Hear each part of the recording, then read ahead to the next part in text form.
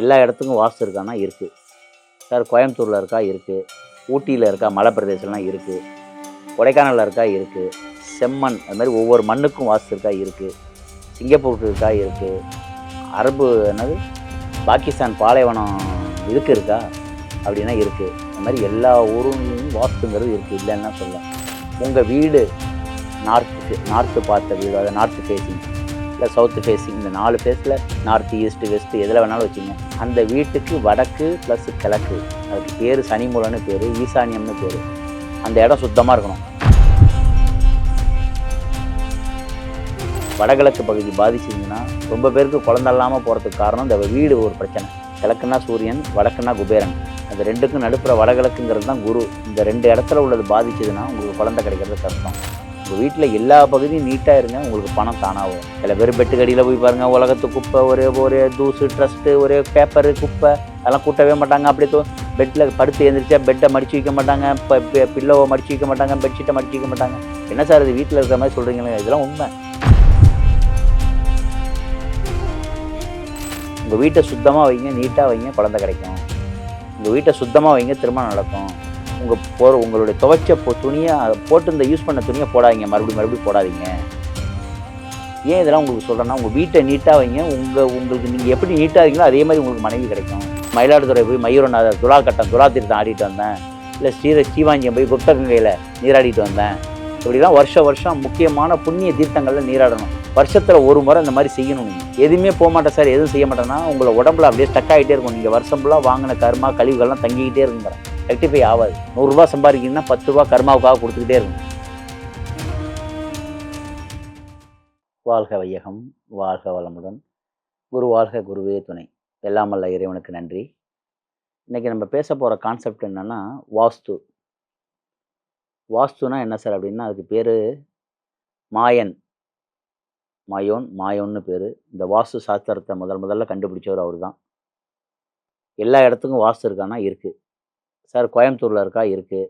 ஊட்டியில் இருக்கா? மலை பிரதேசம்லாம் இருக்குது. கொடைக்கானலில் இருக்கா? இருக்குது. செம்மண் அது மாதிரி ஒவ்வொரு மண்ணுக்கும் வாஸ்து இருக்கா? இருக்குது. சிங்கப்பூருக்கு இருக்கா? இருக்குது. அரபு என்னது பாகிஸ்தான் பாலைவனம் இதுக்கு இருக்கா அப்படின்னா இருக்குது. அது மாதிரி எல்லா ஊருலையும் வாஸ்துங்கிறது இருக்குது, இல்லைன்னா சொல்ல. அந்தந்த ஊருக்கு தகுந்த மாதிரி, எண்ணங்களுக்கு தகுந்த மாதிரி அந்த ஊர் ஜென்ரேஷனுக்கு, அதாவது இப்போது இந்த ஊர் இருக்குங்கன்னா இந்த ஊரில் வெத்தலை தான் விளையும், இந்த ஊரில் திண்டுக்கல்னால் மணப்பாறைனா முறுக்கு தான், திண்டுக்கல்னால் பூட்டு, கும்பகோணம்னா வெத்தலை, இந்த மாதிரினா ஒவ்வொரு ஊருக்குன்னு ஒரு மகிமை இருக்குது. இப்போ திருநெல்வேலி அல்வாவை சென்னையில் எவ்வளோ தான் காய்ச்சாலும் அந்த அல்வா டேஸ்ட் இல்லை. திருநெல்வேலி இருட்டுக்கடை அல்வா தான் ஃபேமஸுங்கிறேன். அது மாதிரி வாஸ்துங்கிறது ரொம்ப முக்கியம். இந்த வாஸ்து பற்றி ஒரு 4லேருந்து 5 குறிப்பு மட்டும் நான் சொல்கிறேன். முக்கியமான டிப்ஸ் இது. உங்கள் வீடு நார்த்து பார்த்த வீடு, அதாவது நார்த்து ஃபேஸிங் இல்லை சவுத்து ஃபேஸிங், இந்த 4 ஃபேஸில் நார்த்து ஈஸ்ட்டு வெஸ்ட்டு எதில் வேணாலும் வச்சுங்க. வடக்கு பார்த்த வீடோ, இல்லை தெற்கு பார்த்த வீடோ, இல்லை மேற்கு பார்த்த வீடோ, கிழக்கு பார்த்த வீடோ இப்படி இருக்குது அப்படின்னு சொன்னால், அந்த வீட்டுக்கு வடக்கு ப்ளஸ் கிழக்கு, அதுக்கு பேர் சனிமூலன்னு பேர், ஈசானியம்னு பேர். அந்த இடம் சுத்தமாக இருக்கணும். அதை முதல்ல தெரிஞ்சு. உங்கள் வீட்டில் அந்த இடத்துல குப்பையாக போடுத்தீங்கன்னா உங்களுக்கு பண வரவு வராது, குழந்தை கிடைக்காது. இப்படி இருக்கிற வீட்டில் வடகிழக்கு பகுதி பாதிச்சிருந்துச்சுன்னா ரொம்ப பேருக்கு குழந்தை இல்லாமல் போகிறதுக்கு காரணம் இந்த வீடு ஒரு பிரச்சனை. வடக்குன்னா சூரியன், கிழக்குன்னா குரு. கிழக்குன்னா சூரியன், வடக்குன்னா குபேரன். அது ரெண்டுக்கும் நடுப்புற வடகிழக்குங்கிறது தான் குரு. இந்த 2 இடத்துல உள்ளது பாதிச்சதுன்னா உங்களுக்கு குழந்தை கிடைக்கிறது கஷ்டம். அந்த இடம் குப்பையாக போட்டிருப்பாங்க. சில வீட்டில் வடகிழக்கு மூலை குப்பையாக போட்டிருப்பாங்க. வடகிழக்கு மூலையில் பூஜை ரூம் வச்சு சாமி கும்பிட்டிங்கன்னா ரொம்ப நல்லது. மாதிரி வடகிழக்கு மூலையில் டீச்சிங் படிக்கிற பிள்ளைங்களுக்கு படிப்பு கொடுத்தா ரொம்ப ஞானம் அதிகமாக இருக்கும். இப்படிலாம் நீங்கள் செஞ்சால் ரொம்ப நல்லது. ஏன் இதை நான் உங்களுக்கு சொல்கிறேன்னா, வடகிழக்கு மூலைங்கிறது ஒரு வீட்டில் முக்கியமான இடம். அது சிவன் பாகம்னு பேர். எல்லாமே முக்கியமான இடம் தான். இந்த வடகிழக்கு கெட்டு போனால் ரொம்ப கஷ்டம். வடகிழக்கு உங்களுக்கு ஈசானியம் கெடாமல் இருந்தால் நீங்கள் மூச்சு விட்டுக்கிட்டே இருக்கீங்கன்னு அர்த்தம். ஏதோ வேலைக்கு போகிறீங்க, சம்பாதிக்கிறீங்க, அதை பிரச்சனையை சந்திச்சிருக்கீங்க. ஆனால் வடகிழக்கு இருந்தால் நீங்கள் மூச்சே விட முடியாது. அதாங்க பிரச்சனை. அது மாதிரி ஒரு வீட்டில் 2வது இருக்கிற பாயிண்ட்டு, சுவாமி ரூமில் தென்கிழக்கு மூலை கிச்சன் சமைக்கணும். நல்லா சுத்தமாக இருக்கணும், நீட்டமாக இருக்கணும்.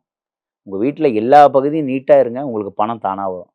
சில பேர் பெட்டு கடியில் போய் பாருங்கள், உலகத்து குப்பை, ஒரே தூசு ட்ரஸ்ட்டு, ஒரே பேப்பரு குப்பை, அதெல்லாம் கூட்டவே மாட்டாங்க. அப்படியே பெட்டில் படுத்து எழுந்திரிச்சா பெட்டை மடிச்சு வைக்க மாட்டாங்க, பில்லோவை மடிச்சு வைக்க மாட்டாங்க, பெட்ஷீட்டை மடிச்சு வைக்க மாட்டாங்க. என்ன சார் இது வீட்டில் இருக்கிற மாதிரி சொல்கிறீங்களே? இதெல்லாம் உண்மை. ஏன் இப்போ பெண்கள் வந்து ஆண்கள் வந்து கர்ப்பப்பை கோளாறு வருது? ஏன் ஆண்களுக்கு திருமணம் நடக்கல? ஏன் குழந்தை கிடைக்கலன்னா, இதெல்லாம் ஒரு பிரச்சனைங்கிறேன். என்ன சார் தலவாணிய மடிச்சு வைக்கலனாமா குழந்தை கிடைக்காதுங்கிறீங்க? அப்படின்னு கேட்பீங்க. இதெல்லாம் இருக்கு. உங்க வீட்ட சுத்தமா வைங்க, நீட்டா வைங்க, குழந்தை கிடைக்கும். உங்க வீட்ட சுத்தமா வைங்க, திருமணம் நடக்கும். உங்களுடைய துவைச்ச துணிய போட்டு இந்த யூஸ் பண்ண துணிய போடாதீங்க. மறுபடியும் மறுபடியும் போடாதீங்க. ஏன் இதெல்லாம் உங்களுக்கு சொல்றேன்னா, உங்க வீட்ட நீட்டா வைங்க. உங்களுக்கு நீங்க எப்படி நீட்டா இருக்கீங்களோ, அதே மாரி உங்களுக்கு மனைவி கிடைக்கும். அதே மாரி உங்களுக்கு பணம் கிடைக்கும். சுக்கிரன்னா நீட். சுக்கிரன் வந்து நல்லா இருந்துச்சுன்னா, பணம், பொருள், வாகனம், வசதி இதெல்லாம் கிடைக்கும். சுக்கிரனுங்கிற லக்ஸரி வாழ்க்கை கிடைக்கல, சரியா இல்லன்னா உங்களுக்கு இதெல்லாம் கிடைக்காது. அதே மாரி ஒரு வீட்ல தென்கிழக்கு மூலை கிச்சன் அக்னி மூலைன்னு பேரு. இந்த அக்னி மூலை கிராக்காவோ, உடைஞ்சோ, இடிஞ்சோ அது வந்து பெண்களுக்கு உண்டான பகுதி. அந்த பகுதி சரியில்லன்னா, பெண்கள் வந்து மென்சஸ் ஆவாங்க. பீரியட்ஸ் பிரச்சனை வரும், தொந்தரவுகள ஏற்படுத்திக்கிட்டே இருக்கும். அங்க சில பேர் வீட்ல சமைப்பாங்க, ஒண்ணா உட்காந்து கணவன், மனைவி சாப்பிட முடியாது. அந்த தென்கிழக்கு மூலை பாதிச்சதுன்னா. தென்கிழக்கு மூலை வந்து ரொம்ப முக்கியமான பகுதி. இறைவனே அங்க தான் இருக்காரு. அங்க தான் உப்பு, புளி, மிளகா 3ம் இருக்கு. ஒரு வீட்டுக்கு புது பொண்ணு கல்யாணம் ஆனா, வீட்டுக்கு எடுத்துட்டு வர முதல் பொருளே உப்பு, புளி, மொளகா இது 3ம் தான் வீட்டுக்கு மொத கொண்டு வருவாங்க. மரக்கால்ல அரிசியில படி வச்சு, நெல்லு வச்சு, விளக்கு வச்சு எடுத்துட்டு வருவாங்க. முக்கியமா கொண்டு வர பொருள் இது 4ம் தாங்கிறேன். அப்ப அந்த தென்கிழக்கு சமைக்கிற இடத்துல தெய்வம் குடிகொள்ற இடம் இடம் தென்கிழக்குல தாங்க. அப்புறம் தான் உங்க பூஜை ரூம்லாம். வடகிழக்கு பகுதியில வந்து சுவாசம் நல்லா இருக்கணும். நீங்க சுவாசிக்கிற காத்து ஆக்ஸிஜன் நல்லா இருந்தா தான் நீங்க நல்ல நோய் நொடி இல்லாம வாழ முடியும். வடகிழக்கு சரியில்லைன்னா நீங்க நோய் நொடியோட தான் வாழணும். தென்கிழக்கு நல்லா இருந்தது தான் சமைச்சு சாப்பிட்ட பொருள் ருசியா இருக்கும். சார் என்னமோ சமைச்சா என் ஒய்ஃபு நானா சாப்பிட முடியல. எங்க 2 பேருக்குள்ள சண்டை வந்துருது. டேஸ்ட்டா இல்ல. நான் வீட்லயே சாப்பிட முடியலன்னா இப்படிலாம் பிரச்சனை இருக்குங்கிறேன். அதுக்கு அடுத்தது தென்மேற்கு பகுதி. அது கணவன் மனைவி உடல் உறவு. சா கணவன் மனைவி வந்து பெட்ரூமு, படுக்கை அறை அப்படின்னு சொல்ற இடம். பள்ளி அறை, படுக்கை அறைன்னு. அத நீங்க நல்லா நீட்டா வச்சுக்கணும். அந்த இடத்துல பீரோல வடக்கு பார்த்து வச்சுக்கலாம் உள்ளுக்குள்ள. தெற்கு பார்த்து கிழக்கு பார்த்து வச்சுக்கலாம். அந்த மாரி பணப்பெட்டகம் இதெல்லாம் வச்சுக்கலாம். கணவன் மனைவி உடல் உறவும் வச்சுக்கலாம். இந்த மாரிலாம் இருந்தா ரொம்ப நல்லது. அது மாரி உங்க வீட்ல குழந்தைங்களுடைய படம், கிட்ஸுங்களுடைய படம், அது மாரி ராமர், லட்சுமணர் அதாவது ராமர், சீதா கல்யாணம் ஆயி திருமண கோலத்துல உள்ள படம். இந்த மாரிலாம் நீங்க வச்சுக்கிறது ரொம்ப நல்லது. 2வது உங்க பூஜை ரூம்ல எல்லாமே உங்க பூஜை ரூம் நீட்டா இருக்கணும். சார் நெறைய எல்லா கோயிலுக்கும் போய் நெறைய படம் குடுக்குறான்னு வாங்கியாந்து வச்சுக்காதீங்க சார். எல்லாம் கரெக்ட்டா ஒரு 5, 6 படம் வச்சிருக்கீங்களா? உங்க இஷ்ட தெய்வம் என்னவோ எது வேணாலும் வச்சுங்க. சில பேரு குலதெய்வத்த வீட்ல வைக்கக்கூடாதுங்கிறாங்க. சில பேர் குலதெய்வத்த வைக்கலாங்கிறாங்க. உங்க விருப்பம். வேணும்னா வைங்க. சில பேர் உக்கிரமா தெய்வமா இருக்கு சார் வைக்க உங்க விருப்பம். வேணா வைங்க, வேணாம்னா விட்டுருங்க. குலதெய்வத்துக்கு வருஷத்துக்கு ஒரு நடை போறீங்களா? சாமி கும்பிடுவாங்க. ரொம்ப நல்லது. வைக்கிறதுனால தப்பு ஒண்ணும் இல்ல. உங்க குலதெய்வத்த வீட்ல வச்சு சாமி கும்பிடுறதுனால தப்பு ஒண்ணும் இல்ல. இப்ப சில பேருக்கு திருப்பதி பெருமாளே குலதெய்வம். பெருமாள வச்சு வணங்கிட்டு இருப்பாங்க. அப்பல்லாம் ஒண்ணும் பெரிய விஷயம் கிடையாது. உங்களுக்கு சில பேருக்கு அந்த குலதெய்வம் எங்களுக்கு சார் எங்களுக்கு வந்து ஒரு உக்கிரமான தெய்வமா இருக்கு. என்னால அதுவும் வணங்கலாம். உக்கிரமான வச்சு வணங்கலாம். ஒண்ணும் டிஸ்டர்ப்லாம் பண்ணாது. அப்படி ஃபோட்டோ வச்சு, சாமி வச்சு வணங்குறீங்கன்னா, அதுக்கு டெய்லி ஒரு பூ வச்சு, ஒரு விளக்கேத்தி இது மாரி பண்ணணும். பெண்கள் வந்து வீட்டுக்கு அந்த 4 நாள் இதா இருக்கா, 3 நாள் இருக்கா, அன்னைக்கு மட்டும் வேண்டாம். 4 நாள் போக்கூடாதுங்கிறேன். அது மட்டும் தாங்கிறேன். விதிவிலக்கு. வேற எதுவும் வேண்டியது இல்லைங்கிறேன். மத்த எல்லா நாளும் நீங்க விளக்கேத்தலாம், சாமி கும்பிடலாம். ஒரு நல்ல நாள் கீர்த்திகை, பௌர்ணமி, அமாவாசை, ஏகாதசி இந்த மாரிலாம் நீங்க சாமி கும்பிடலாம். ஒண்ணும் பிரச்சனை இல்ல. குலதெய்வத்த வீட்ல வச்சு வணங்குறது ரொம்ப நல்லது. அதே மாரி வருஷம் போயி ஆறு, ஏரி, குளம், கிணறுல தீர்த்தம் ஆடணும். ரொம்ப முக்கியம். இந்த வருஷம் சார் திருச்செந்தூர் போயிட்டு வந்து நல்லா இருக்கேன். இந்த வருஷம் சார் காசிக்கு போயிட்டு வந்தேன். இந்த வருஷம் சார் நம்ம காவேரியில திருச்சி ஸ்ரீரங்கத்தில குளிச்சுட்டு வந்தேன். இல்ல மயிலாடுதுறை போய் மயூரநாதர் துலா தீர்த்தம் ஆடிட்டு வந்தேன். இல்ல ஸ்ரீவாஞ்சியம் போய் குப்தகங்கையில நீராடிட்டு வந்தேன். இப்படிலாம் வருஷம் முக்கியமான புண்ணிய தீர்த்தங்கள்ல நீராடணும். இல்ல கும்பகோணம் மகாமக குளத்தில போய் நீராடினேன். இப்படிலாம் இருக்கு. வருஷத்துல ஒரு முறை இந்த மாரி செய்யணும் நீங்க. எதுவுமே போமாட்டேன் சார், எதுவும் செய்ய மாட்டேன்னா, உங்கள உடம்புல அப்படியே ஸ்டக் ஆயிட்டே இருக்கும். நீங்க வருஷம் ஃபுல்லா வாங்குன கர்மா, கழிவுகள்லாம் தங்கிக்கிட்டே இருக்குங்கிறேன். ரெக்டிஃபை ஆவாது. ரூ. 100 சம்பாதிக்கிறீங்கன்னா, ரூ. 10 கர்மாவுக்காக குடுத்துக்கிட்டே இருக்கணும்.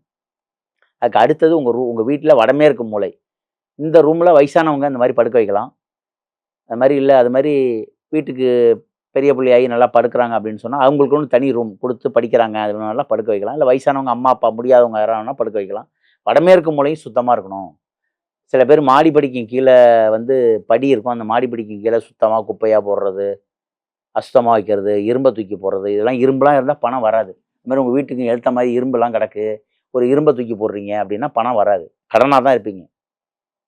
அதனால வீட்ல ரொம்ப வாஸ்து இது இந்த 5ம் ரொம்ப முக்கியம். அது இல்லாம உங்க வீட்ல நில வாசல் இருக்குல்ல, உங்க வீட்ல நில வாசல். அந்த நில வாசல் முன்னாடி இருந்தா பின்பக்கமும் நிலவாசல் இருக்கணும். இப்ப மெட்ராஸ்லயோ, பெங்களூர்லயோ, பாம்பேலயோ, கோயம்புத்தூர்லயோ எங்கேயுமே போய் பாருங்க, சில அபார்ட்மெண்ட் வீடுலாம் முன் நிலம் இருக்கு. பின்பக்கம் நிலம் இல்ல வீட்ல. அந்த வீடு எல்லாம் உருப்படாது, ஜெயிக்காது. என்ன சார் இப்படி சொல்றீங்கன்னு நினைக்கிறீங்களா? உண்மையிலே தான். எந்த ஒரு வீட்ல முன்பக்க நிலம் இருக்கோ, அது மாரி பின்பக்கம் நிலம் இருக்கணும். அது 10வது மாடியா இருந்தாலும் அதுக்கு கீழ பால்கனி இருக்கணுங்கிறேன். பின்பக்கம் நிலம் இருந்து கொஞ்சம் தூரம் நடந்து உள்ள போய் பால்கனி இருக்கணும். கதவு தொறந்து சாத்துற மாரி. இப்படி இருந்தா அந்த வீடு நல்லாருக்கும். இல்லாட்டி அந்த வீடு டிஸ்டர்பன்ஸ குடுத்துக்கிட்டே தான் இருக்கும். அவங்களுக்கு தெரியாது. எங்களுக்கு நல்லா தான் சார் இருக்குன்னு சொல்லுவாங்க. ஆனா ஏதோ ஒரு டிஸ்டர்பன்ஸ குடுத்துக்கிட்டே இருக்கும். அவங்களுக்கு தெரியாது. ஒரு வீட்ல உள்ள நுழைஞ்சதே அந்த வாசப்படி இருந்தா எண்டுக்கு எண்டு நிலம் இருக்கணும். அப்படி இருந்தா தான் அந்த வீடு சுபிட்சமா இருக்கும். எப்படி நமக்கு 2 மூக்கு, 1 வாயி, 2 கண்ணு, 2 காது எல்லாம் குடுத்துருக்காங்க. இந்த 2 மூக்கு 1 மூக்க குடுத்துருக்கலாம். 2 கண்ணுக்கு 1 கண்ண குடுக்கலாம். ஏன் அது அதுக்கு 2 கண்ணு குடுத்துருக்காங்க? ஏன் மூக்கு 2 மூக்கு குடுத்துருக்காங்க?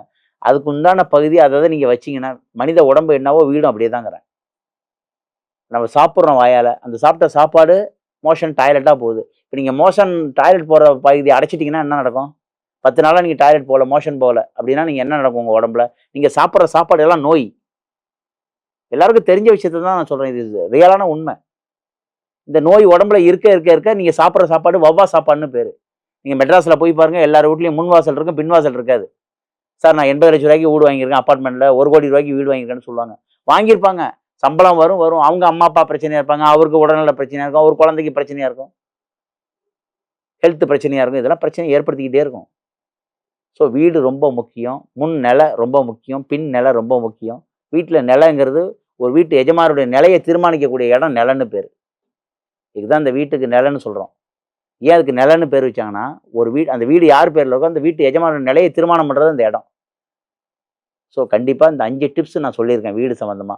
வீட்ட நீட்டா வச்சுக்கங்க. உங்க வீட்ல வடகிழக்கு பகுதி எங்கன்னு பாருங்க. அந்த இடம் சுத்தமா இருக்கணும். அசுத்தமான பகுதியா இருக்கக்கூடாது. அங்க துளசி மரம் வைக்கலாம். அப்படி இல்லன்னா, நல்ல பூச்செடிகள வைக்கலாம். இல்ல காத்தோட்டமா வைக்கலாம். நல்லா அங்க அசுத்தம் பண்ணாம சுத்தமா சில பேர் அங்க தான் துணி துவைப்பாங்க, பாத்திரம் தூக்கி போடுவாங்க, பழைய பொருட்கள போடுவாங்க. அந்த மாரிலாம் போடாதீங்க. சில பேர் சார் 4வது மாடியிலயும் அந்த மாரி 3வது மாடி, 4வது மாடி வடகிழக்குல அந்த மாரி வெயிட்ட தூக்கி வச்சிருப்பாங்க. அந்த வடகிழக்கு பதிலா வெயிட்டும் தூக்கி வைக்கக்கூடாது. இந்த மாரிலாம் இருக்கு. கண்ட பொருள போடாதீங்க அங்க. இருந்தாவே சுத்தம் பண்ணுங்க. அப்பயே உங்களுக்கு ரெக்கவர் ஆயிடும். அது இல்லாம அந்த மனைக்கு குழி பொருத்தம்னு இருக்கு. ஒரு வீடு இருக்குன்னா, யானை மனை, சிங்க மனை, பசு மனை, நாய் மனை, கழுத மனை, காக்கா மனை இப்படிலாம் இருக்கு. 8 வகையான மனைப்பிரிவு உண்டு அதுல. இந்த வீடு இன்ன அளவு இப்ப யானை மனைன்னா அதுக்கு ஒரு பொருத்தம். யானை பொருத்தம்னா அதுக்கு ஒரு மனை. சிங்க மனைன்னா அதுக்கு ஒரு சிங்கம் மாரி இருக்கும் அந்த வீடு. பசு மனைன்னா அந்த வீட்ல குழந்தை குட்டியோட பாசம் பண்போட இருப்பாங்க அந்த வீடு. அது மாரி ஒரு கழுத மனைன்னா அந்த வீடு எப்ப பார்த்தாலும் பொதி சுமந்த வீடு. அந்த வீட்டுக்காரர் எவ்வளோ உழைச்சாலும் அந்த வீட்ல காசு பத்தாது. இப்படிலாம் இருக்கு. ஒரு வீட்ட போய் அளந்து பார்த்தோம்னா, அந்த மன அறிக்கை அதுக்கு பேரு ஆயாதி கணிதம்னு பேரு, குழிக்கணக்குன்னு பேரு. இப்படிலாம் யாரும் பார்த்து இப்ப வீடு கட்டல. அந்த காலத்துல எல்லாம் கட்டியிருக்காங்க. எப்படி மனிதனுக்கு ராசி நட்சத்திரம் இருக்கோ, அது மாரி வீட்டுக்கு ராசி நட்சத்திரம் இருக்கு. இத்தனை வருஷம் இந்த வீடு ஆயுளோட இருக்கும். இத்தனை வருஷம் கழிச்சு தான் இந்த வீடு இடியும். அப்படிலாம் கணக்கு இருக்கு. உங்களுக்கு வீடு நல்லா இருந்தா தான், நீங்க வெளியில பணம் ரூ. 50,00,000 ₹1,00,00,000 சம்பாரிப்பீங்க. ஒரு சேலரிக்கே போறீங்க ₹1,00,000 மந்த்லி சார் நான் ஐடிஐல சாஃப்ட்வேர்ல ஒர்க் பண்றேன் ₹1,00,000 அந்த பணம் வீட்டுக்குள்ள வரணும்னா நிலம் உங்களுக்கு வழி விடணும். சார் வெளியில சம்பளம் வாங்குறதுக்குள்ள செலவாயிடுது சார் இஎம்ஐ கட்டிடுறேன்னா ஒண்ணும் பண்ண முடியாது. அப்ப வீட்ட நீங்க சரியா வச்சுக்கணும். வீடு ரொம்ப ரொம்ப முக்கியம். ஸோ கண்டிப்பா உங்க வீடு நல்லா இருக்கா? அப்படிங்கிறது ஏதாவது உங்களுக்கு வேணும்னா கீழ உள்ள நம்பருக்கு தொடர்பு கொள்ளுங்க. உலக உள்ள அனைத்து ஆன்மீக நேயர்களுக்கும், ஆன்மீக வேர்ல்டு நேயர்களுக்கும், உலகத்தில் உள்ள அனைத்து தமிழ் நெஞ்சங்களுக்கும் கோடான கோடி நன்றிகளையும், வணக்கங்களையும், வாழ்த்துக்களையும் தெரிவிச்சுக்கிறேன். மிக்க நன்றி சார். வாழ்த்துக்கள். மிக்க நன்றி. வாழ்க வளமுடன்.